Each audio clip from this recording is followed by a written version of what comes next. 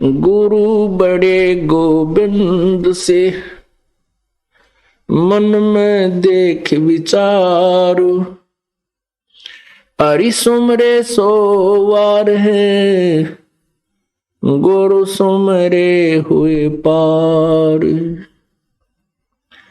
गुरु गोविंद दोनों खड़े, काके लागू पाए, बलिहारी गुरु अपना जिन, गोविंद दियो मिलाए।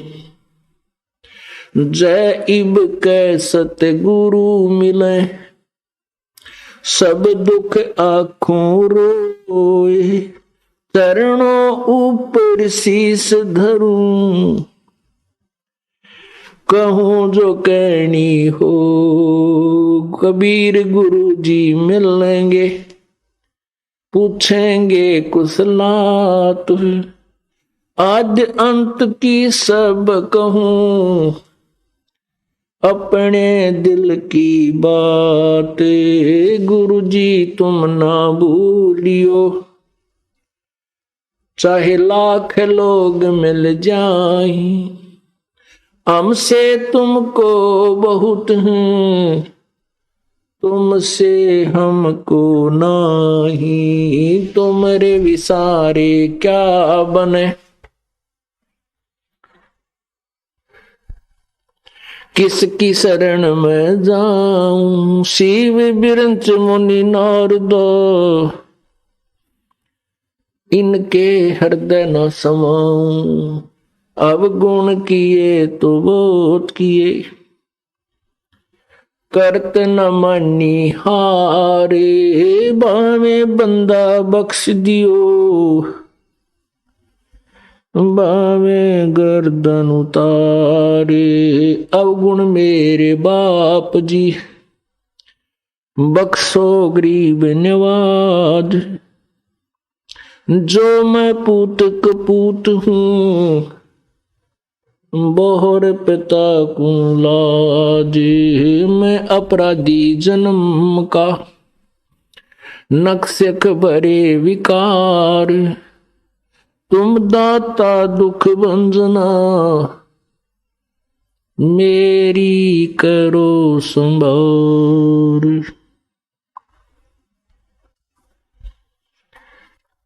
परम पिता परमात्मा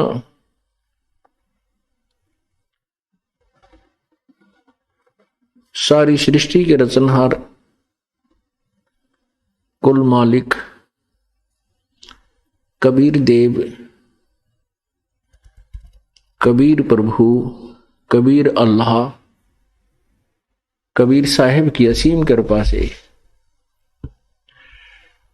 आज ये 5 दिवसीय सत्संग समागम,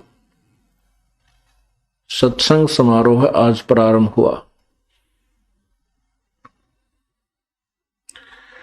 ये 5 दिवसीय सत्संग समारोह है, किस उपलक्ष्य में है पहले ये बताते हैं।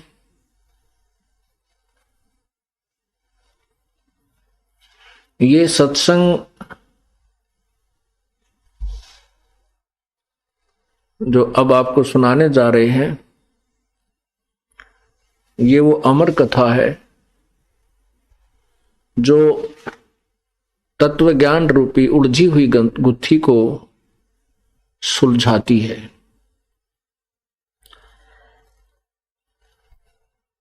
अभी तक हम परमात्मा को निराकार मानते थे।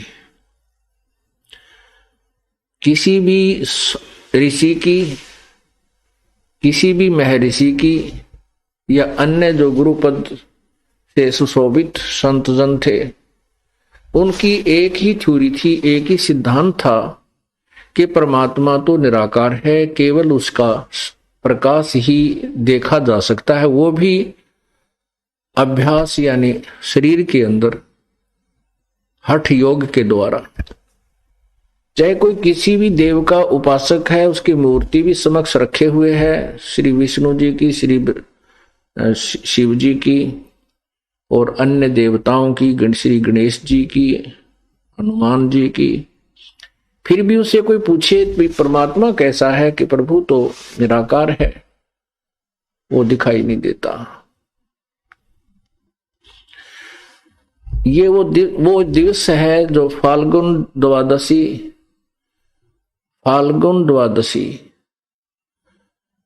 सन 1727 विक्रमी संवत सन 1784, जिस दिन परमात्मा जिसे हम निराकार कहा करते थे वो निराकार नहीं है, वो साकार है, निराकार है, मनुष्य जैसे मानव जैसे शरीर में है। वो परमात्मा हरियाणा प्रदेश के वर्तमान जिला झज्जर गांव छुडानी के अंदर एक नला नामक क्षेत्र है, जिसमें उस नला नामक खेत में प्रकट हुए थे। अपने सतलोक से जहां वो विराजमान है प्रभु, जहां बैठकर पूरे विश्व को कंट्रोल कर रहे हैं, असंख्य ब्रह्मांडों को जो संचालित कर रहे हैं, वो परमात्मा स्वयं यहां आकर प्रकट हुए थे। अपने उसी शरीर में उसके ऊपर हल्के तेज पुंज का एक अन्य ओवरकोट डाल लेते हैं, क्योंकि परमात्मा का शरीर बहुत तेजों में है। करोड़ सूर्य मिला दे, करोड़ चंद्रमा मिला दे, दोनों की मिली जुली रोशनी का प्रकाश भी उस परमेश्वर के एक रोमकूप के प्रकाश से भी न्यून है, कम है। तो यदि वो सहशरीर आ जाए तो हमें कुछ ना दिखाई दे, हमारी आंखें एकदम उस प्रकाश को देखते ही बंद हो जाए, हम परमात्मा के शरीर को नहीं देख सकते। परमात्मा का वो शरीर, वो वास्तव स्वरूप दिव्य दृष्टि से देखा जाता है। इन आंखों से, चरम दृष्टि से वो नहीं देखा जा सकता। इसलिए परमात्मा अपने उस तेजोमय शरीर के ऊपर अन्य ओवरकोट भद्रा वस्त्रा समन्या कबीर निवचनानी, कबीर परमात्मा अपने उस पहले वास्तविक शरीर के ऊपर एक ओवरकोट टाइप अन्य वस्त्र समन्या भद्रा वस्त्र हल्के तेज पुंज का अन्य वस्त्र पहन के, यानी और चोला ओवरकोट पहन करके यहां प्रकट होते हैं। उसमें अपने निवचनानी अर्थात लोकोक्तियों के माध्यम से अपने तत्व ज्ञान को समझाते हैं और अपनी प्यारी आत्माओं को इस काल के जाल से सुलझाते हैं। इसी उद्देश्य से परमात्मा सन 1727 में विक्रमी संवत 1784 में गांव छुडानी, जिला झज्जर, हरियाणा प्रांत, भारतवर्ष के अंदर प्रकट हुए थे। वैसे तो परमात्मा का सर्व ब्रह्मांड उसी के हैं, पूरी पृथ्वी उसी की है।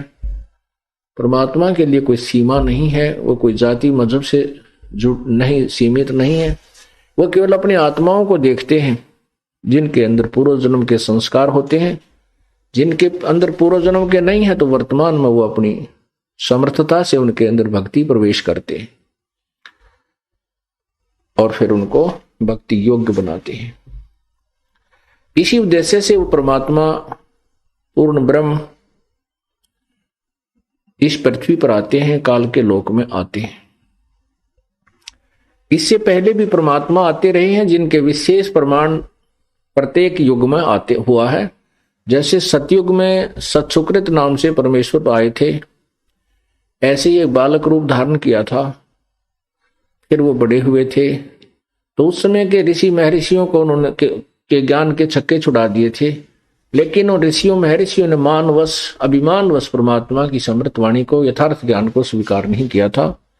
केवल कुछ एक व्यक्ति पुण्यात्माओं ने परमात्मा की वाणी को माना था, जिनको उन्होंने पार किया। इसी प्रकार वह परमेश्वर पूर्ण ब्रह्म असंख्य ब्रह्मांड का स्वामी त्रेता युग में मुनिंदर ऋषि नाम से प्रसिद्ध हुए थे। ऐसे उन्होंने एक बालक रूप धारण किया था एक निसंतान दंपति, एक ऋषि की पति और पत्नी उसको उठा ले गए थे।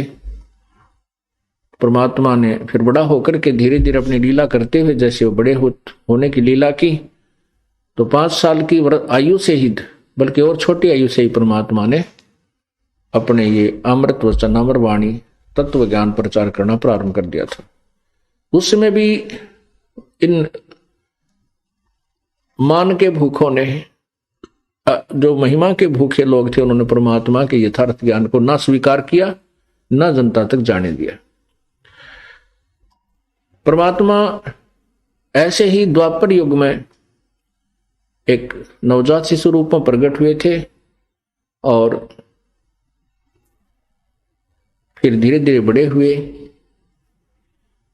तो अपनी लीला करते हुए, वैसे तो उनका छोटा बड़ा कुछ नहीं है, वो तो लीला करने के लिए एक मानव सदृश जीवन जीकर जाते हैं। उन्होंने एक ऐसा अपना नियम बना हुआ है। उस दौरान उन्होंने बहुत सी आत्माओं को समझाया, लेकिन कुछ एक आत्माएं ही सुलझ पाई। और उस समय भी ये अभिमानी लोगों ने, ऋषि महर्षि, नकली ऋषि महर्षियों ने परमात्मा के अमृतवाणी को स्वीकार नहीं किया और न ही उसे जनता तक जाने दिया।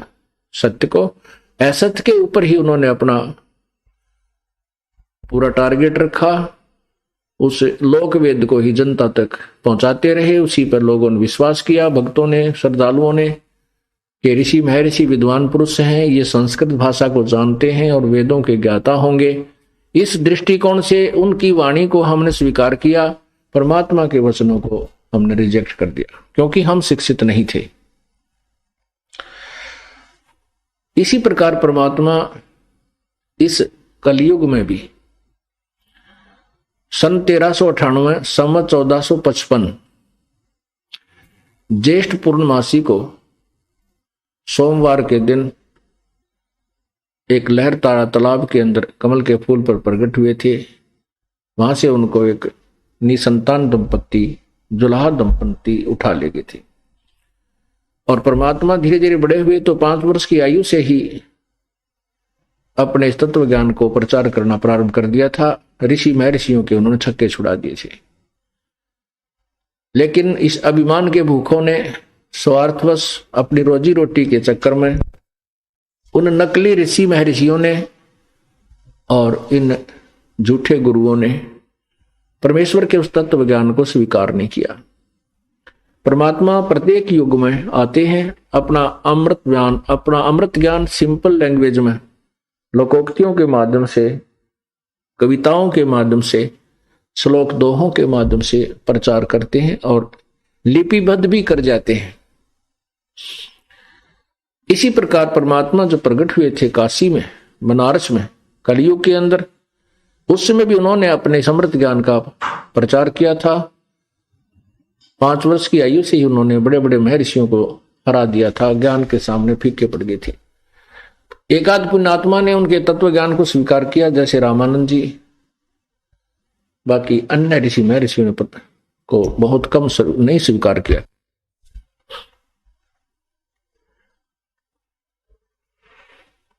उस समय परमेश्वर 120 वर्ष तक, कलयुग में 120 वर्ष तक, सन 1398 से सन 1518 तक 120 वर्ष इस धरातल पर रहे और अपनी एक तत्वदर्शी संत की भूमिका की, साथ में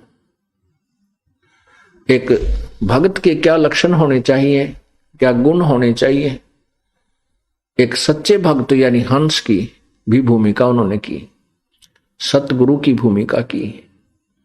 और साथ में परमात्मा तो वो है ही, क्योंकि सबके संचालक हैं, उनके वचन से सब कुछ ये ब्रह्मांड चल रहे हैं।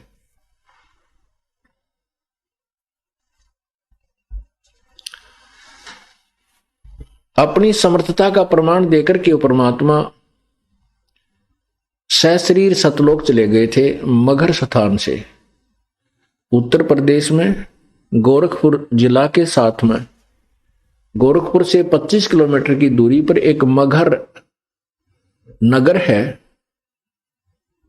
मगहर नगर छोटा सा कस्बा टाइप है, वहां से परमात्मा सहशरीर सतलोक गए थे और कई हजारों की संख्या में वहां दर्शक विद्यमान थे, उपस्थित थे और सहशरीर परमात्मा आए थे, एक बालक का रूप धारण किया था। तो ये लीलाएं हैं उस परमेश्वर की। परमात्मा ऐसी ही लीलाएं किया करता है, तभी उसको भगवान कहते हैं, प्रभु कहते हैं, स्वामी कहते हैं, मालिक कहते हैं और परमेश्वर कहते हैं। लेकिन कुछ एक अज्ञानियों ने, अज्ञानी ऋषियों महर्षियों ने, गुरुओं ने ये थ्योरी सेट कर दी कि भगवान ये जो लीलाएं हैं झूठी हैं, ऐसे भगवान बगैर किसी माता के कोई गर्भ से कोई नहीं बाहर आ सकता, कोई जन्म नहीं, ऐसे स्वयं नहीं प्रकट हो सकता। तो बहुत सा समाज इस बात पर आधारित हो चुका है कि बिल्कुल ठीक है, क्योंकि श्री राम माता से उत्पन्न हुए, श्री कृष्ण मां से उत्पन्न हुए, जितने भी हम जिनको भगवान की संज्ञा में गिनते हैं सभी मां से उत्पन्न हुए। इसलिए हमने यह भी सत्य मान लिया कि मां के बिना उत्पन्न कोई नहीं हो सकता। लेकिन भगवान कैसे किसे कहेंगे? परमात्मा उसी को कहा जाता है जो एक जनसाधारण की क्रियाओं से अलग क्रियाएं करे, उसकी स्थिति भी कुछ अलग ही हो। और हमारे जैसा घसियारा हो तो फिर भगवान कैसे कहेंगे उनको? वो परमात्मा 120 वर्ष बनारस में रहे कलयुग में, उसके बाद सहश्री सतलोक चले गए थे। सन 1518 में सहश्री चले गए थे और सन 1727 में 209 वर्ष के बाद यहां छुडानी गांव के अंदर सन 1727 में, संवत 1784 में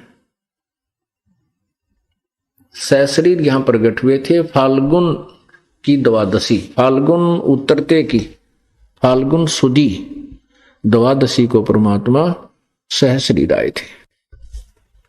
उस समय अपनी प्यारी आत्मा 10 वर्षीय बालक गरीबदास जी महाराज को उन्होंने बोध कराया था, तत्व ज्ञान दिया था, उपदेश दिया था, नाम दिया था। और फिर यहां से सतलोक लेकर गए थे उनकी आत्मा। उनके अंदर एक सूक्ष्म शरीर है स्थूल शरीर के ऊपर, और सूक्ष्म शरीर के अंदर प्राणी जब तक ये दूसरे शरीर में प्रवेश नहीं होता किसी अन्य प्राणी के में, तब तक इसकी स्थिति इस मनुष्य जैसी ही रहती है। मानव सदृश शरीर होता है, लेकिन ये आकार में ये सूक्ष्म शरीर होता है, इसका आकार घट बढ़ता रहता है स्थान अनुसार। ये चाहे छोटा भी कर सकता है, बड़ा भी हो सकता है उसमें। तो उस सूक्ष्म शरीर को लेकर के परमात्मा उस आत्मा को सतलोक लेकर गए। सूक्ष्म शरीर में आत्मा 21 ब्रह्मांड तक, 7 संग ब्रह्मांड तक सूक्ष्म शरीर में रहती है। उसके बाद भौर गुफा में जाकर के सूक्ष्म शरीर समाप्त हो जाता है, छोड़ दिया जाता है, और उसे आगे केवल हंस रूप, वहां जो आत्मा का स्वरूप है, हंस रूप है, वो भी मनुष्य जैसा ही है, निराकार है, लेकिन उसका प्रकाश में बहुत तेजों में शरीर है, जिसके उस तेजों में शरीर के ऊपर ये 4-5 आवरण काल ने डाल रखे हैं। स्थूल शरीर, सूक्ष्म शरीर, कारण, महाकारण, कैवल्य, ये 5 कवर डाल के उस तेज को इसने छुपा रखा है, बाहर नहीं दिखता। वहां जाकर के केवल एक शरीर, तेजों में शरीर रह जाता है, और मनुष्य जैसा ही शरीर है वहां आत्माओं का। परमात्मा भी हमारे ही उनिहार है, हमारे ही स्वरूप है। तो वहां उस आत्मा को सतलोक लेकर गए थे, वहां से पूरी स्थिति समझाई थी। अब मैं आपको गरीबदास साहिब जी को कैसे परमात्मा मिले बहुत अच्छी तरह डिटेल से बताऊंगा। उसके बाद आंखों देखा हाल गरीबदास साहिब ने अपने अमृतवाणी में वर्णन किया, लिपिबद्ध करवाया, जो आज आपके समक्ष प्रचार किया जाता है, उसके माध्यम से आपको समझाया जाता है।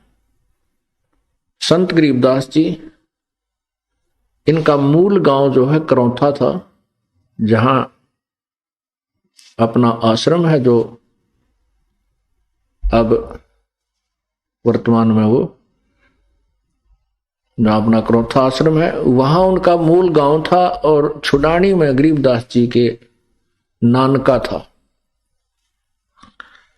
गरीबदास जी महाराज के मामा जी नहीं थे, नाना जी की जमीन बहुत थी। वो किसान परिवार में जन्मे थे। उनके जमीन 2500 बीघा अर्थात 1375 एकड़ जमीन अकेले उनके नाना जी श्री शिवदयाल जी के थी।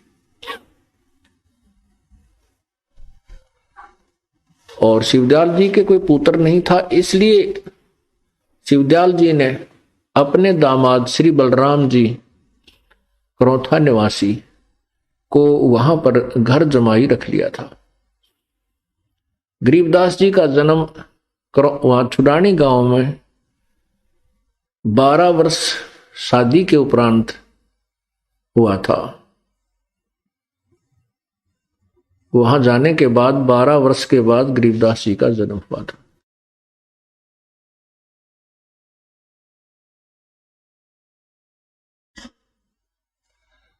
जब गरीबदास जी 10 वर्ष के हुए,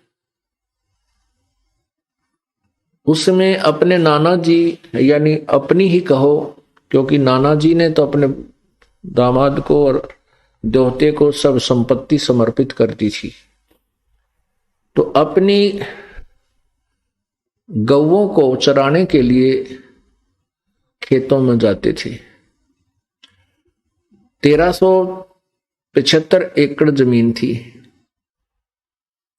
और उसमें सिंचाई का कोई साधन नहीं था। वर्षा होगी तो कुछ बाजरा ज्वार बो लिया करते थे, बक्का वगैरह, बाकी शेष चने वगैरह हो जाते थे, सरसों हो जाती थी थोड़ी बहुत।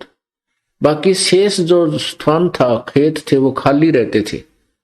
उसमें गौएं चराने का कार्य करते थे, उसको चरागाह बना दिया करते थे। ऐसे ही छुडानी से सीमा लगती है कबलाना गांव की। कबलाना गांव की तरफ एक कच्चा रास्ता जाता था, अब तो पक्का हो गया, वर्तमान में सड़क बन चुकी है। उस कच्चे रास्ते पर सीमा के साथ में गरीबदास जी की यानी अपनी जमीन थी। तो वहां वो 10 वर्ष के बालक और साथ में अन्य पाली दूसरे गवाले भी उन्हीं के खेतों में अपनी गौओं को ले जाते थे। और कुछ पाली किराए के होते थे गरीबदास जी के, मतलब नाना जी के यहाँ। तो ऐसे 10-5 वो गवाले, 150-200 गायें वहां खेतों में ले जाकर वो उस दिन भी चरा रहे थे।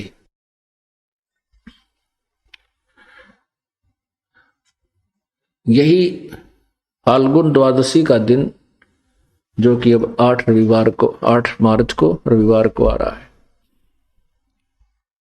उस दिन गरीबदास जी वहां और साथ अन्य जो पाली थे बड़े बड़े उम्र के, वो भी सभी वहां अपने गौओं को चरा रहे थे।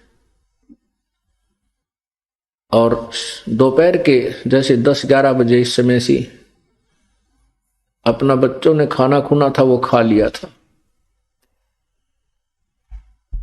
उसी समय परमेश्वर पूर्ण ब्रह्म सत्य पुरुष अविनाशी प्रभु, जो गीता जी अध्याय नंबर 15 के श्लोक नंबर 16 और 17 में 3 परमात्माओं का वर्णन किया है, प्रभुओं का, क्षर पुरुष अक्षर पुरुष। लेकिन उनसे भी अन्य उत्तम पुरुष तो इन दोनों से भी अन्य है, वो तीसरा है। वही तीनों लोकों में प्रवेश करके सबका धारण पोषण करता है, वो अविनाशी ईश्वर है। वो वास्तव में अविनाशी है। तो वो अविनाशी परमात्मा वहां आकर के प्रकट हुए एक जिंदा महात्मा के स्वरूप में। जिंदा महात्मा होते हैं जो काला सा वस्त्र पहनते हैं, थोड़ी सी दाढ़ी रखते हैं, सिर के ऊपर एक टोपा बनाते, टोपा लंबे से ऊपर ऐसे ऊंचे चोटे वाला, उस टोपे को पहनते और केवल एक अंडरवियर यानी कच्छा घुटनों तक का होता है, और ओवरकोट जो होता है वो और नीचे पैरों की पिंडलियों तक ऐसा एक ही कपड़े का बना हुआ पहनते। ऐसी वेशभूषा वाले को मुसलमान समुदाय के लोग जिंदा महात्मा कहते हैं। परमात्मा उसी जिंदा महात्मा के नाम के स्वरूप में प्रकट होते हैं, हुए वहां भी उसी में प्रकट हुए। तो साधु जैसा संत जैसा वेशभूषा प्रभु की थी। परमात्मा ने उनको आके नमस्कार किया, राम राम बोला। सभी जो बड़े पाली थे कुछ वो बैठे थे, गरीबदास जी वहां विराजमान थे, 10 वर्षीय बालक। एक जांडी का पेड़ था, जांडी जिसे जाटी कहते हैं, उस जाटी के पेड़ के नीचे सब विराजमान थे। बड़ा पेड़ था, छायादार था। तो परमेश्वर ने आकर के उनको राम राम बोला, तो उन्होंने प्रति उत्तर में राम राम कहा और कहा, जिंदा महात्मा आप खाना खाओ। परमात्मा ने कहा कि खाना तो मैं अपने गांव से खा कर आया। उन पालियों ने, ग्वालों ने पूछा आपका गांव कौन सा है? परमेश्वर ने कहा कि मेरा गांव सतलोक है। उन्हें पाली इस बात को क्या जाने, उन्हें सोचा होगा कोई गांव। फिर उन्हें पूछा कितनी दूर है? कि 16 शंख कोस की दूरी पर।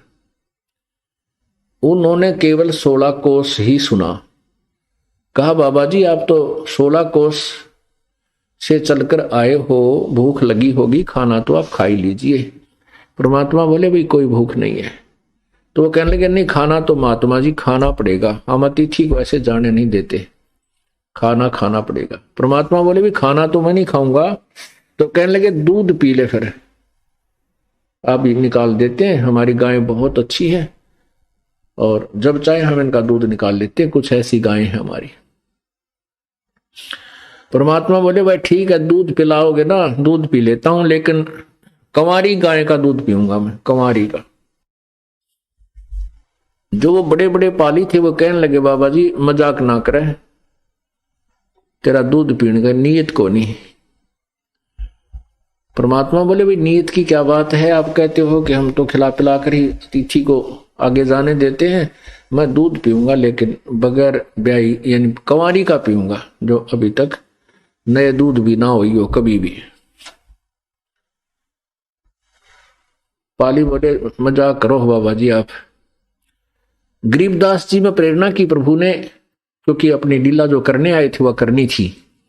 गरीबदास जी 10 वर्षीय बालक खड़े हुए और कहने लगे महाराज जी ये है गाय में। उनकी एक बहुत ही प्रिय बच्चिया थी, अभी दूध छोड़ा था उसने 1-2 महीना से, 2-3 महीने से, लेकिन अभी तक वो बिना धनाई थी, अधन्या धेनु थी।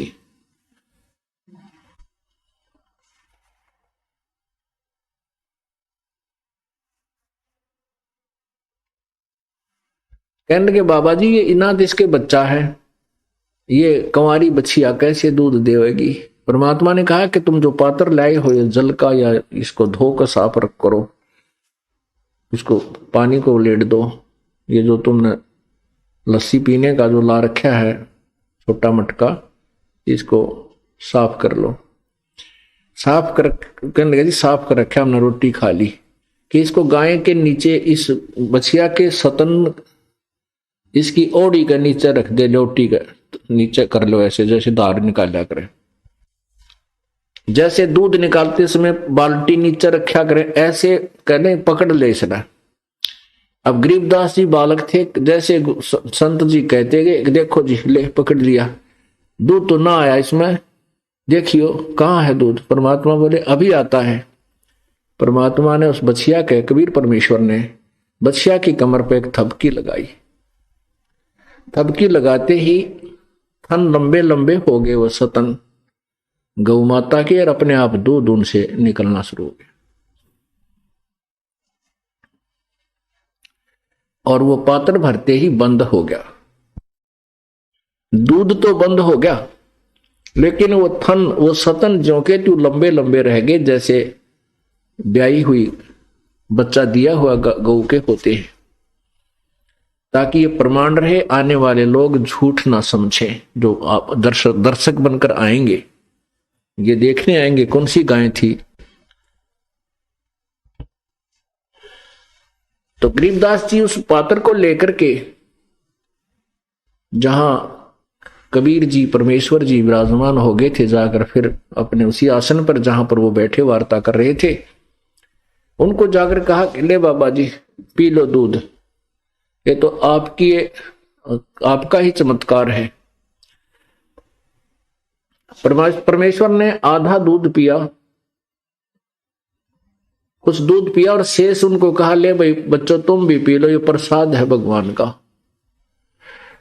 जो सियाने बड़ी उम्र के थे वो कहने लगे कि ये तो पाप का दूध है, बिना ब्याई बछिया का दूध हम नहीं पीवे, और इसका ना बेरा कौन सी जाति का है, और जूठा कर दिया इसने, उठ कर चल पड़े।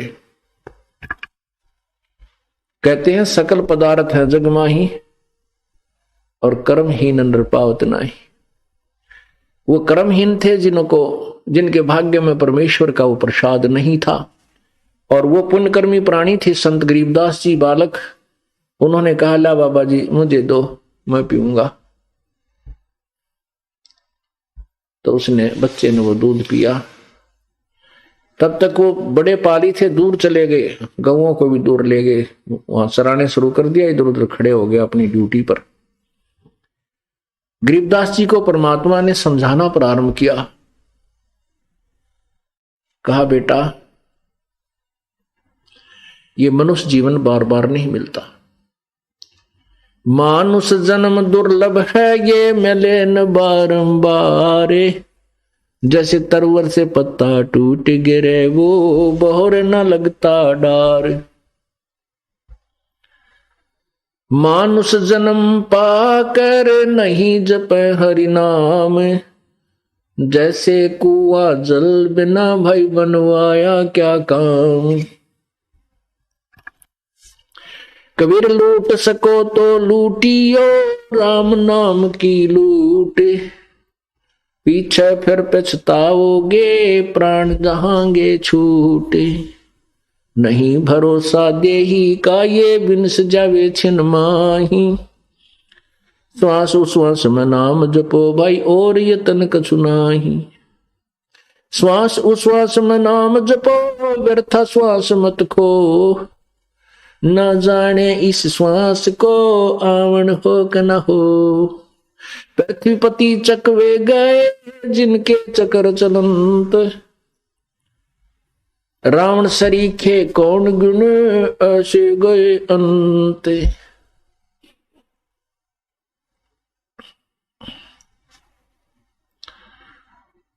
इस प्रकार उन्होंने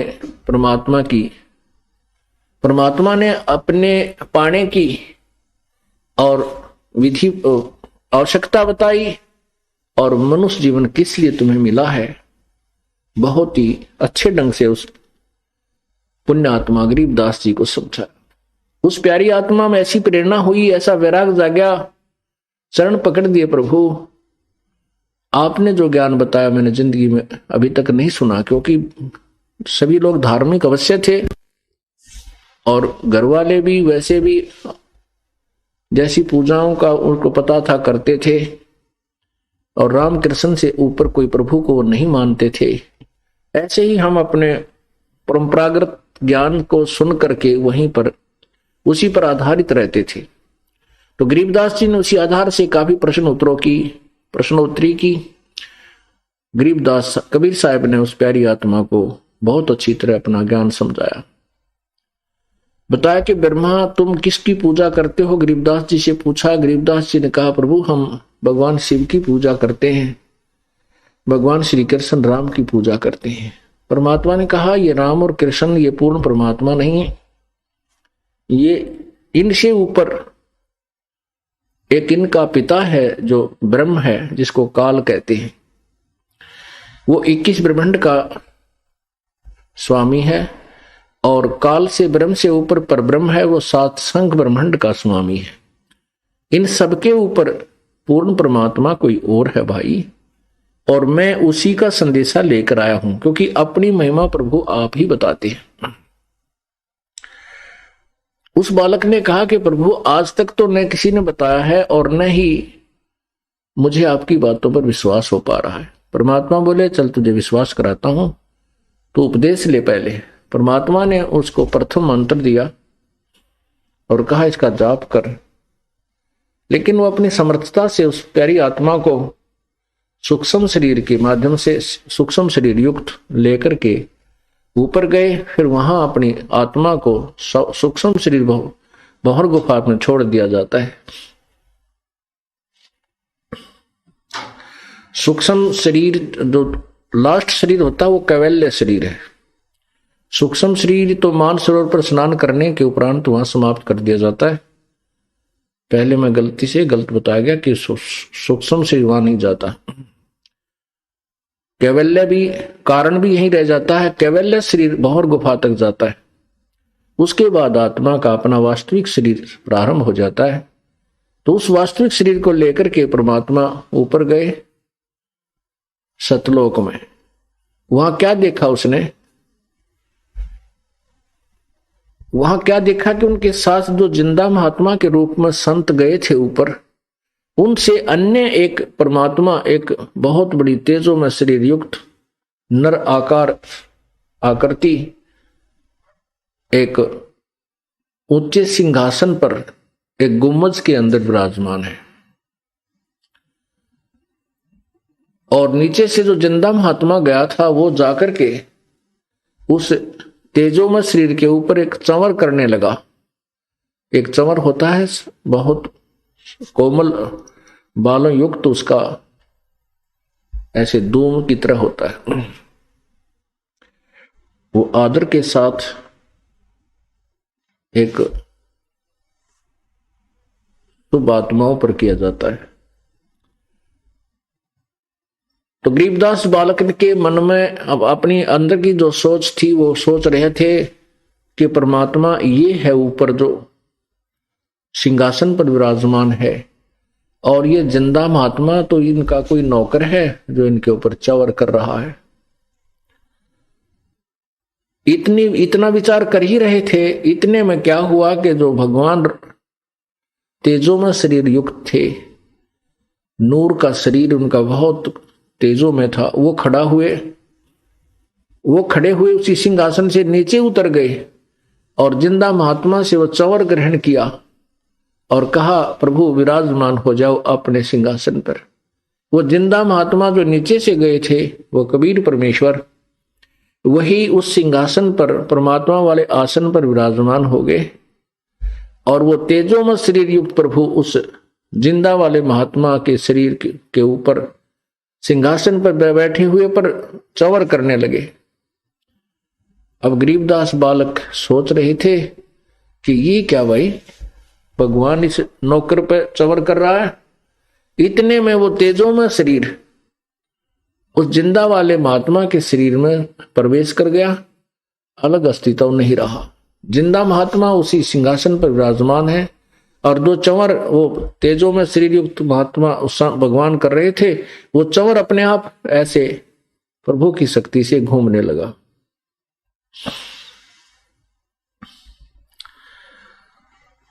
तब गरीबदास जी को विश्वास हुआ, हो ये तो भगवान यही है, मुझे तो परमात्मा ही मिल गए।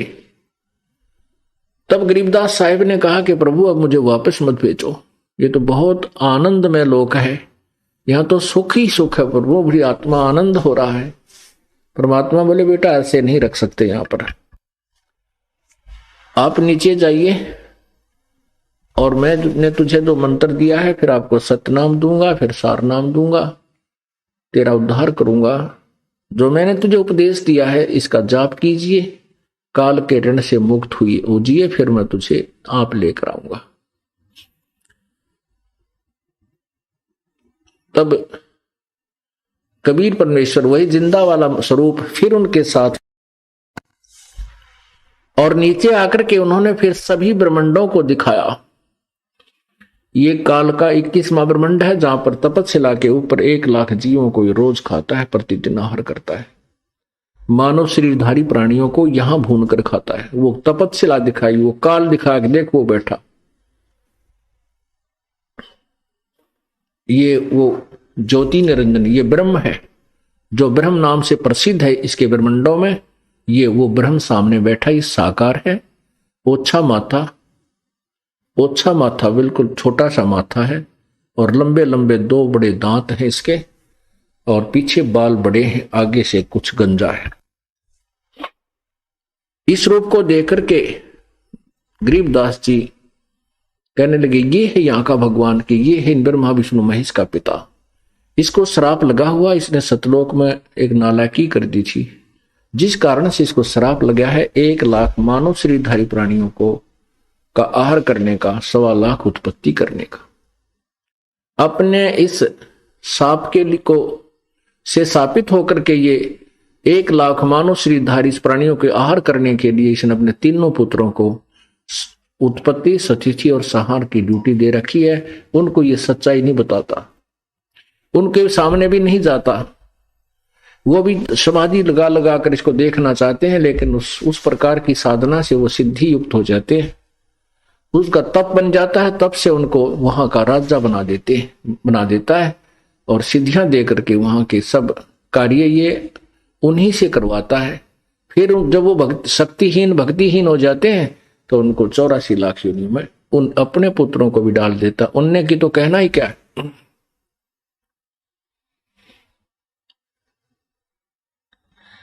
फिर परमात्मा धर्मराज के दरबार में गए गरीबदास जी को लेकर के।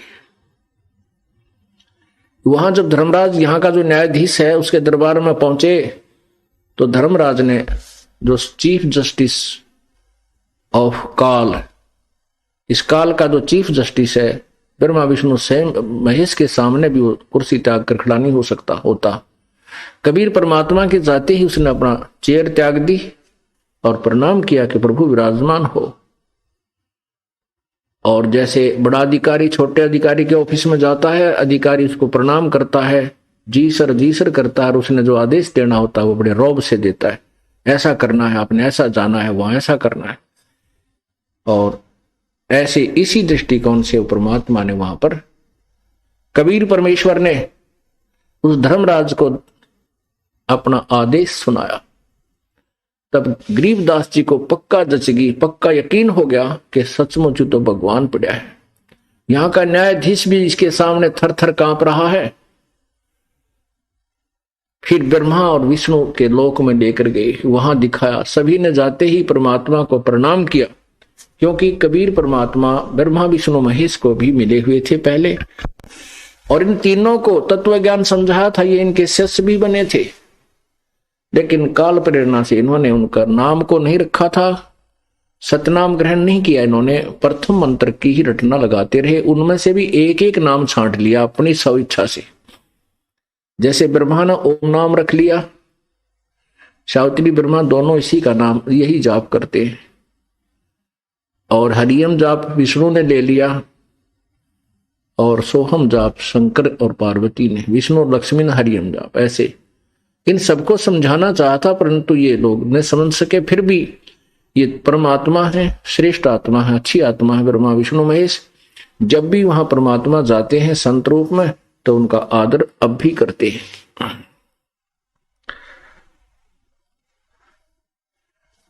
परमेश्वर उनको ऊपर के ये सब स्थान और सतिथि भगवानों की दिखा रहे थे। पीछे से क्या होता है कि इस क्रिया में जैसे 10 बजे वो आए थे, तो शाम के 5, 6, 7 बज गए। तो उसमें तक वो उसमें क्या हुआ कि 1-2 घंटे के बाद वो पाली जो बड़े बड़े थे वो कहने लगे रहे, वो लड़की का लड़का भांजा, वो कहाँ, उसने बुलाओ। बाबा जी तो चला गया दिखा, वो तो नजर नहीं आ रहा है। तो एक जना जाकर देखा, उस पेड़ के नीचे ऐसे बैठे हैं, उनका शरीर ऐसे स्थिर है,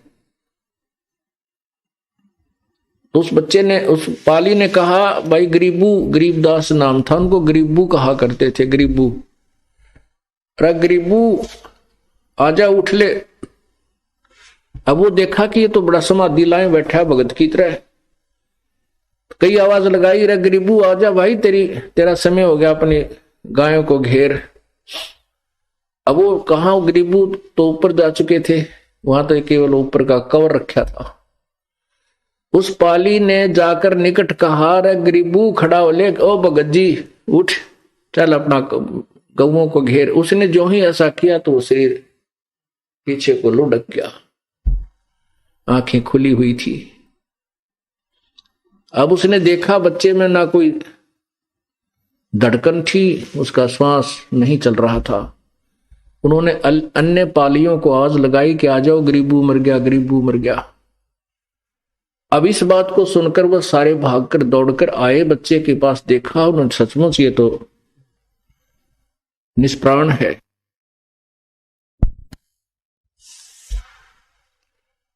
अब वो बहुत दुखी हुए, उनके मन में बहुत कुछ बातें आई कि हमारी बहन का एक ही पुत्र हुआ था, ये भी 12 वर्ष के बाद, और अब उनको पता चलेगा कि तुम्हारा इकलौता तुम्हारा पुत्र मर गया, तो वो टक्कर मार कर मर जाओगे। गरीबदास जी के एक भाई और था, लेकिन वो बिल्कुल मेंटल था, उससे बड़ा था। उसके फिर बाद में गरीबदास जी हुए थे। तो इस प्रकार इस लड़के, वो तो मरे जैसा था ही था, इसकी मृत्यु के ऊपर बहुत दुख व्यक्त करेंगे, उन्होंने पालियों ने ऐसा विचार लगाया। और वो बहुत ही दुखग्रस्त हुए, चिंतित हुए, अभी बात बिगड़ गई। तो उन्होंने कहा भी 1-2 जना गांव में जाओ और सूचना दो, अब ये तो बताना ही पड़ेगा। तो गांव में 2 पाली भाग कर गए। वहां से 1.5 किलोमीटर की दूरी पर गांव स्थित है। वहां उस स्थान पर अब यादगार भी बनाई हुई है कि यहाँ कबीर परमात्मा आए थे, गरीबदास जी को दर्शन दिया था, उस पर पूरा विवरण लिखा हुआ है। गांव में दौड़कर गए, उन्होंने जाकर जो ही बताया, छोटा सा गांव था, 30-40 घर थे। एकदम सभी को एक बहुत ज्यादा दुख हुआ, क्योंकि एक बहुत बड़े जमींदार का पुत्र, एक ही पुत्र था, यानी दूसरा तो कंडम था, और उसी की मृत्यु हो जाए। माता पिता ने सुना तो दोनों बेहोश हो गया, चेत हो गए अपने बेटे की मृत्यु सुनकर। गांव के कुछ लोग इकट्ठे हुए और फिर वो उस खेत की तरफ प्रस्थान किया। वहां से बच्चे के शव को ले आए गांव में। शाम के समय फिर उसका अंतिम संस्कार करने के लिए शमशान घाट पर उठा ले गए। सूर्य अस्त होते होते उनका अंतिम संस्कार करना था। चिता बना दी, बच्चे के शव को उसके ऊपर रख दिया। हाहाकार मची हुई थी। इतने में परमेश्वर ने कहा कि जा बेटा, तेरे शरीर को खराब करने वाले हैं वो लोग, वापस जा और गुणगान कर, मेरे दिल खोल कर, मैं तेरे साथ रहूंगा। डंडोरा पीट दे सच्चाई का। जो ही अग्नि लगाने की तैयारी कर रहे थे, तभी क्या देखते हैं, एक बार फिर देखते हैं, थोड़ी सी देर कहीं इसमें कोई श्वास ना आ जाए। जो ही वो दोबारा देखने लगे, एक आध ऊपर लकड़ भी लगा रहा था। इतने में सारे शरीर में कंपन हुई। जो बंधन बांध रखे थे उस अर्थी के ऊपर, वो अपने आप कट गए, टूट गए।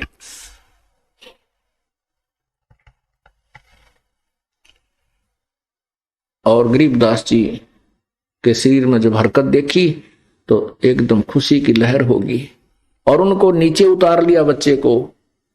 गरीबदास जी खड़े हो गए, इधर उधर देखते हैं कि मैं तो कहां गया था, यहां कैसे आ गया।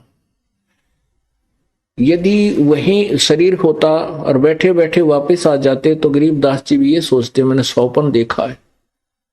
जब उन्होंने देखा कि तेरा तो काम कर दिया था इन्होंने, अगर 2 मिनट भी लेट हो जाती, वापस आने में 2 मिनट भी देर हो जाती, तो उनको वो चेतना बन गई को हो मैं तो सचमुच सतलोक गया था और वहां के सब ब्रह्मांड मैंने देखे थे। फिर परमात्मा कबीर जी ने गरीबदास जी महाराज जी का ज्ञान योग खोल दिया, अर्थात वो तत्व ज्ञान उनके अंदर फीड कर दिया और वो प्यारी आत्मा और कुछ नहीं बोल रहे थे, ये अमृतवाणी बोलनी शुरू कर दी।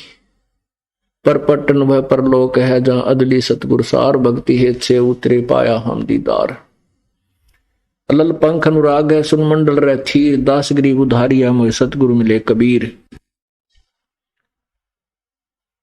फिर उनको ये ज्ञान हुआ और ये अमृतवाणी बोला करते थे, मन तू सुख से चल रहे सुख के सागर, जहां शब्द से तू सिंदूरत नागर। सबको ऐसे सुनाते थे। कोटि जन्म तन भर मत हो गए, कुछ ना हाथ लग्या रे, कुकर शुकर खरबया बोरे, कौआ हंस बुगारे। कोटि जन्म तू राजा की, ना मिटी न मन की आशा, भिक्षुक होकर दर दर घूम्या, मिला ना निर्गुण रासा। इंद्र कुबेर ईश की पदवी, ब्रह्मा वरुण धर्मराया, विश्वनाथ के पुर को जाके फिर भी उल्टा आया। असंग जन्म तन मरता हो गए, जीवित क्यों ना मरे रे, द्वादश मद मैल मठ बोरे, बहुर ना दे धरे रे। दोजक भस्त सभी तै देखे, राजपाट के रसिया, तीन लोग से तरपत नाही, ये मन भोगी खसिया। सतगुरु मिले तो इच्छा मेटे, पद मिल पदे समाना, चल हंसा उस लोक पठाऊं, जो आदि अमर अस्थान। चार मुक्ति जा चप्पी करती, माया होरी दासी, दास गरीब अभय पद पर से मिले राम अविनाशी। अब वो इस तरह की वाणियां बोलने लगे। गांव वाले भोले भाले थे, उन्होंने सोचा कि भाई, उन पालियों ने आकर बताया था कि एक बाबा जी आया था और उसने कुंवारी बछिया का दूध निकाला, अपनी थपकी मार दी। हमने तो पिया नहीं और इस लड़की के लड़के ने पी लिया और यो मर गया, उसके जंतर मंत्र के दूध को पीकर ये मर गया। अब उन गांव वालों ने सोचा कि ये लड़का पता नहीं कि ऊट पटांग बोलने लग गया, मेंटल हो गया यो। उन्होंने सोचा ये पागल हो गया और शुक्र बनाया परमात्मा का, ए भगवान कोई बात नहीं, जैसा भी बावला ठोला है ये जीवित हो गया, हमारी लड़की गांवों की बेटी इसको देखकर जीवित रहेगी और नहीं तो वो भी मर जाती। उन्होंने ये सोचा कि कोई बात नहीं, पागल हो गया तो हो गया, पर यह जी गया, ये बहुत जीवित हो गया, ये बहुत बड़ी बात है।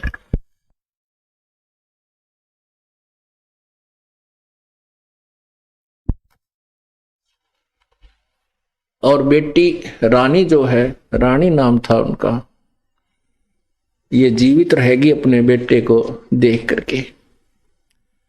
अब उन भोली आत्माओं को पता नहीं था और उस बच्चे को बावड़िया कहने लग गए, मेंटल, पागल। वो बोले अमृतवाणी सतलोक की, जिसमें 4 वेद, 18 पुराण, 11 उपनिषद, महाभारत, रामायण सबका का समावेश और वेदों से भी ऊपर का ज्ञान। और वो अनजान लोग कहेंगे तो मेंटल हो गया, पागल है, तो उसका नाम बावड़िया, गरीबू बावड़िया, ऐसे बावड़िया कहने लगे उन्हें, पागल बौड़ा कहने लगे, बौड़ा।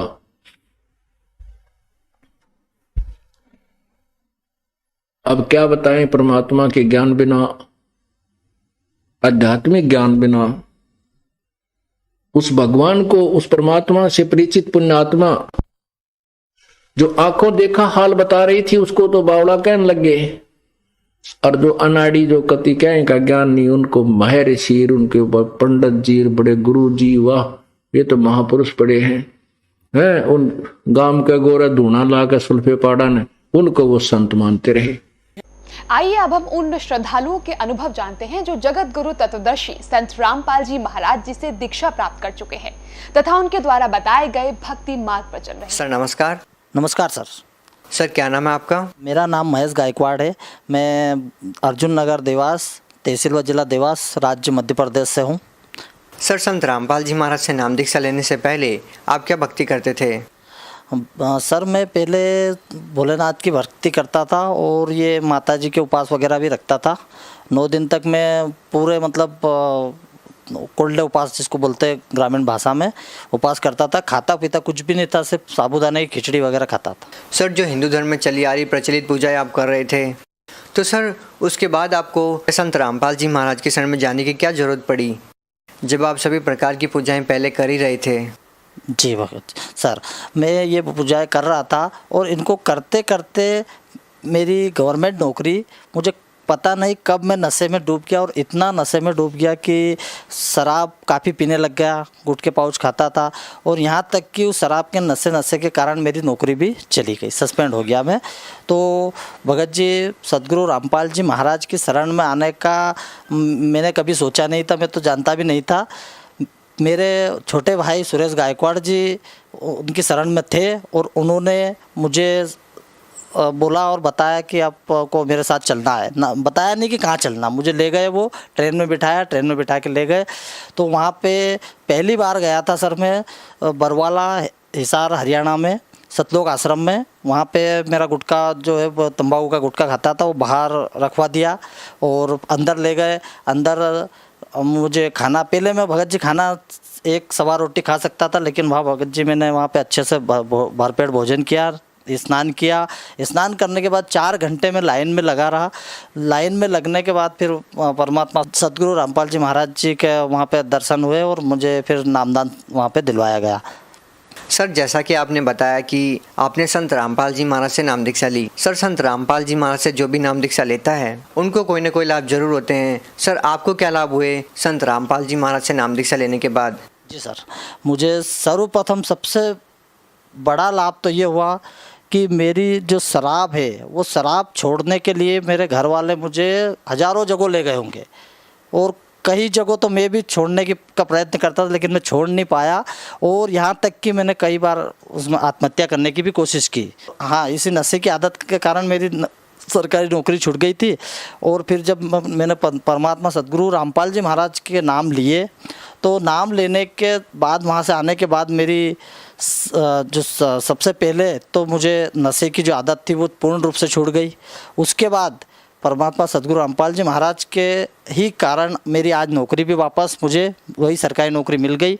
और लाभ ये हुआ कि मैं काफ़ी समय बाद एक दिन रोड पे चलते चलते मेरा इतना ख़तरनाक एक्सीडेंट हुआ था कि बाइक मेरी कम से कम 7 फीट की दूरी पे गिरी थी और मैं उधर साइड में गिरा था, लेकिन परमात्मा की कृपा से, सदगुरु रामपाल जी महाराज की कृपा से मैं बिल्कुल बच गया वहाँ पर, मुझे कुछ भी नहीं हुआ।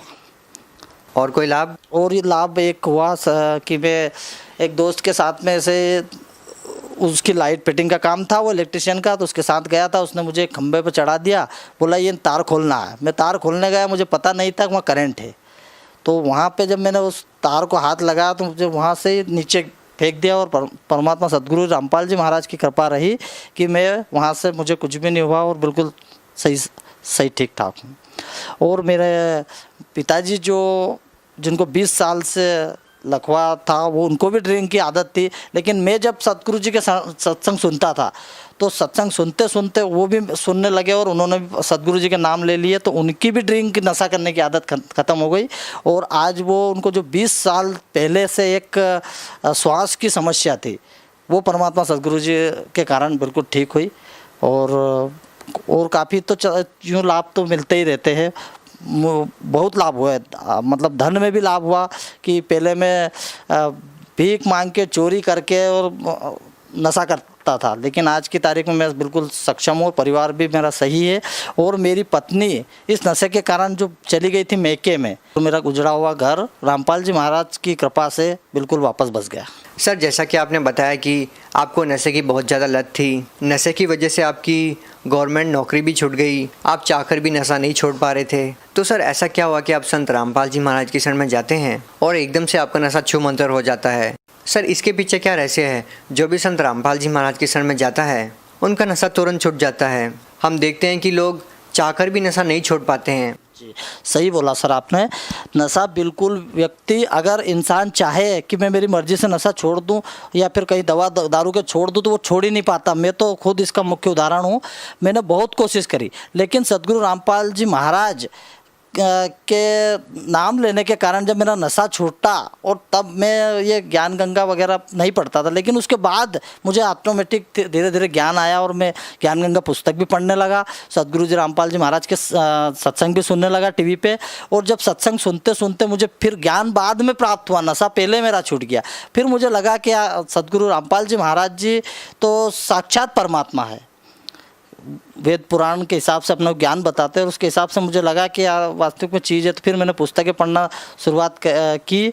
और सर, जो लोग आज भी आपकी तरह नशा करते हैं और वो चाहकर भी नशा नहीं छोड़ पा रहे हैं, तो क्या संत रामपाल जी महाराज के शरण में जाने के बाद, उनसे नाम दीक्षा लेने के बाद, तो क्या उनका भी नशा छूट जाएगा? जी बिल्कुल, परम सत्य। 100% विश्वास के साथ में कहता हूँ कि जो व्यक्ति सदगुरु रामपाल जी महाराज की शरण में चला जाएगा, उसका नशा तो क्या, मैं तो कहूँ कि मैंने कितने लोगों को देखा है, लोगों की कैंसर तक की बीमारियाँ दूर हुई है इनसे। तो नशा तो कोई आम बात है उनके लिए, कुछ बड़ी बात नहीं, छोटी सी बात है ये तो। सर, जैसा कि आप बता रहे हैं कि संत रामपाल जी महाराज ने आपका नशा छुटवा दिया, सर संत रामपाल जी महाराज का एक स्वच्छ समाज सुधार में क्या योगदान है? सर, स्वच्छ समाज सुधार में योगदान तो क्या बताऊं, वो तो खुद परमात्मा है। वो तो इस देश को तो क्या, पूरे विश्व को सुधारने के लिए आया है। दहेज प्रथा बंद करना मुख्य उद्देश्य, भ्रष्टाचार मुक्त। पहले मैं नौकरी, सरकारी नौकरी थी, लेकिन पंचायत की थी, तो रुपया पैसा भी लोगों से लेता था। लेकिन संत रामपाल जी महाराज की शरण में आने के बाद आज मैं ना तो किसी से, कोई भी गरीब हो या अमीर, किसी से भी 1 रुपया हराम समझता हूँ लेना, किसी से 1 रुपया नहीं लेता हूँ रिश्वत के तौर पर। भ्रष्टाचार बंद कर, मतलब अगर सदगुरु रामपाल जी महाराज की शरण में जो व्यक्ति आया वो भ्रष्टाचार नहीं करता, दहेज लेना देना उनका नहीं, उनके उसमें है ही नहीं, नियम में ही नहीं है। उनकी बहुत सारी जो ये प्रचलित है अंधविश्वास, जो प्रचलित चल रही है, ये सभी बंद करना उनका उद्देश्य। और अच्छा लगा, मतलब उनके शरण में अगर जो जाता है तो समझो वो तो सुधरेगा ही सही, और कम से कम 10 व्यक्तियों को सुधारने की कोशिश बिल्कुल करता। सर, आप भगत समाज को क्या संदेश देना चाहते हैं? भगत समाज को एक ही संदेश देना चाहता हूँ कि जिस तरह से मेरा जो नशे की आदत थी वो, उससे मुक्ति मुझे मिली, और लोगों को भी यही संदेश देना चाहता हूँ कि वो आए सदगुरु रामपाल जी महाराज की शरण में, नाम दीक्षा ले और उनका कल्याण करवाए, और आगे सतलोक में जाने का मार्ग प्रशस्त करें। जी, बहुत बहुत धन्यवाद आपका। सत्संग।